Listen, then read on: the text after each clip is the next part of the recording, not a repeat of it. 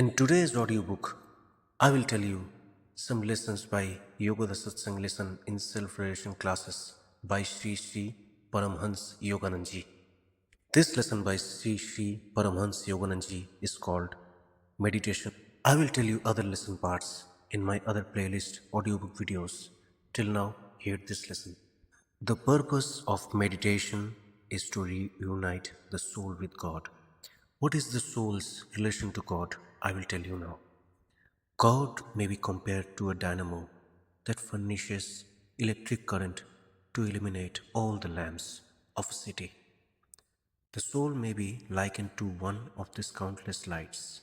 In another analogy of soul and God, the gas that flows into a cooking stove can be made to flare as one large flame, but when it is channeled through the pores of a burner on the stove top, it blazes into many little separate flames.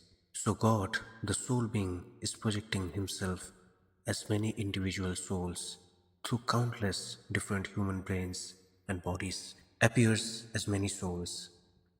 The soul as a reflection of God is therefore made in the image of God. God is omnipresent, ever existing, ever conscious, ever new bliss. The soul is individualized, ever existing, ever conscious, ever new bliss. Though usually unrecognizable behind its mask of mortal consciousness, desires, and habits, this perfect image of God nonetheless dwells within the body temple of each human being. Know ye not that ye are the temple of God, and that the Spirit of God dwelleth in you? This verse is from Bible, Corinthians 3:16. Next point is how consciousness when God individualizes a part of his infinite being by encasing it in a body, that image of God, the soul, takes up residence there in a subtle center of infinite consciousness. Anatomically, this center is located in the cerebrum, named Sahasrara, thousand-pillated lotus, by the sages of ancient India. It is the throne of cosmic consciousness, the highest of seven such metaphysical centers, through which the soul manifests life and consciousness in the body. These subtle spiritual centers are situated in man's cerebrospinal axis. The sixth center in descending order is that of Kutastha Chaitanya, Christ consciousness, located between the eyebrows, the center of will and concentration in man. Here also is the point of spiritual vision where, through the third or spiritual eye, one may see beyond the gross vibrations perceived by the physical senses. The Kutastha or Christ consciousness center is directly connected by polarity with the medulla at the base of the skull. The light of the spiritual eye, which may be seen at the Kutastha center during meditation, is actually a reflection of the spiritual. The five remaining centers correspond to commonly known vital plexuses or nerve centers in the physical spine. They are in descending order. Cervical is Vishuddha Chakra center at the base of the neck, opposite the throat. Then the dorsal or the Anahata Chakra center, opposite the heart. Then the lumbar or Manipura Chakra center, opposite the navel or solar plexus. After that is Sacral or Svadhisthana Chakra center, about 2 inches above the coccyx, opposite the reproductive organs, and at last coccygeal or Muladhara Chakra center at the base of the spine. The life force, that cosmic energy which structures and sustains the human body, enters the body through the spiritual center in the medulla oblongata and is stored in the reservoir of the brain. From there, this energy flows down the spine to be distributed by these subtle spinal centers to the muscles, senses, and life-sustaining organs of the body. Along with the life force or prana shakti, the consciousness of the soul similarly descends into the body from the Sahasrara in the brain, flowing down from cosmic consciousness into the body. The soul consciousness loses its pure identification with spirit and becomes identified with the physical body and material surroundings. Thus, the soul consciousness and life force, now integral with the physical vehicle and its mortal limitation, become temporarily locked in the prison of the body.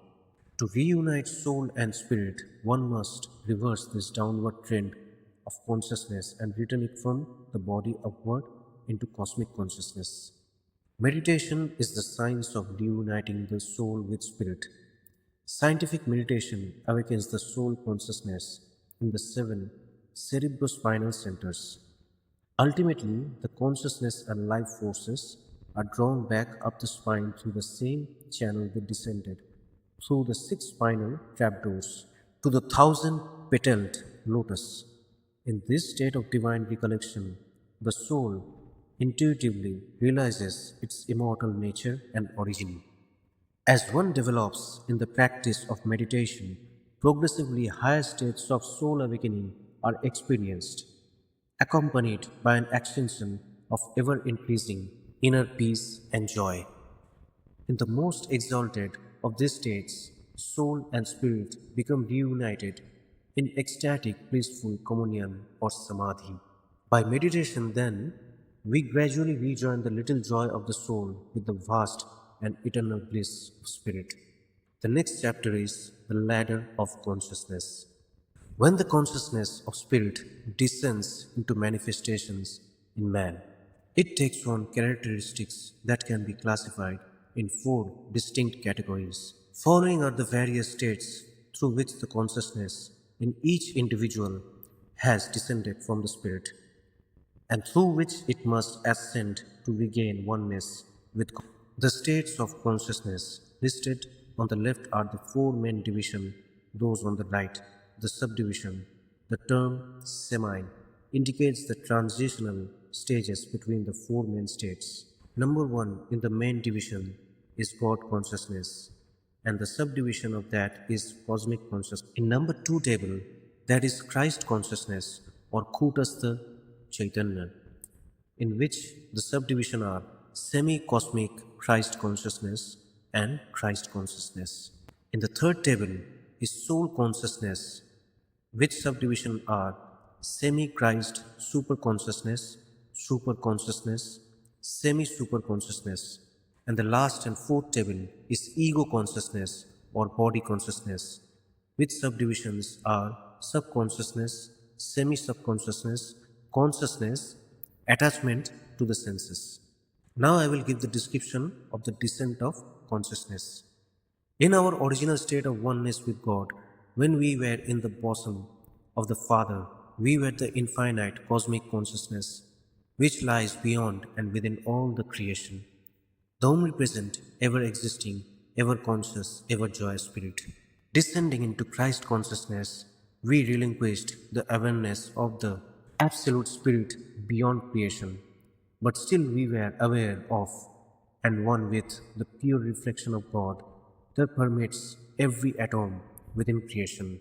When the descending consciousness becomes encased in a bodily form, it is called the soul, individualized spirit. Soul consciousness is super consciousness, the realization of the soul that it is created of the essence of God, with all his qualities of omniscience and omnipresence, but individualized by the covering of the body. When consciousness descends from the pure superconsciousness of the soul into subconsciousness, it loses its divine awareness and becomes identified with the body. The subjective consciousness or I-ness adopted by the soul in connection with the body and its environmental relationships is termed the ego or the pseudo-soul, ahankara or pride. Continuing its descent, the consciousness as ego passes through the semi-subconsciousness to the conscious level, and from there to the lowest plane, attachment to the senses. When one's consciousness is centralized in the higher cerebrospinal centers, in medullary center, Utasta, and thousand-petaled lotus of the astral body, it manifests as super consciousness or Christ consciousness and cosmic consciousness. When located in the viscera, the physical spine, and the lower brain, it expresses as the state of subconsciousness. When centered in the nerve, muscles, and senses, and in the areas of the brain that control this, one's consciousness manifests at the conscious state. See how far you have descended. Even a heaven on earth is not compensation enough for all that you had and lost. Descending the ladder of consciousness, the soul forfeits its natural state of omnipresence to become more and more confined and limited. The purpose of yoga is to reverse the downward flow of the consciousness and take the soul from ego consciousness back to cosmic consciousness. Next is the way to a higher life. If you are standing at the foot of the tallest building in New York, thinking of the expansive view of the entire city that you would have from the rooftop, you cannot have the perception just by imagining it. You can get it only by taking the elevator past all the floors of the building and reaching the top. Likewise, you cannot get to God by mind or imagination or just by believing you will be with Him after death, but by riding the elevator of yoga techniques, passing the successively higher planes of consciousness, super consciousness, Christ consciousness, and cosmic consciousness.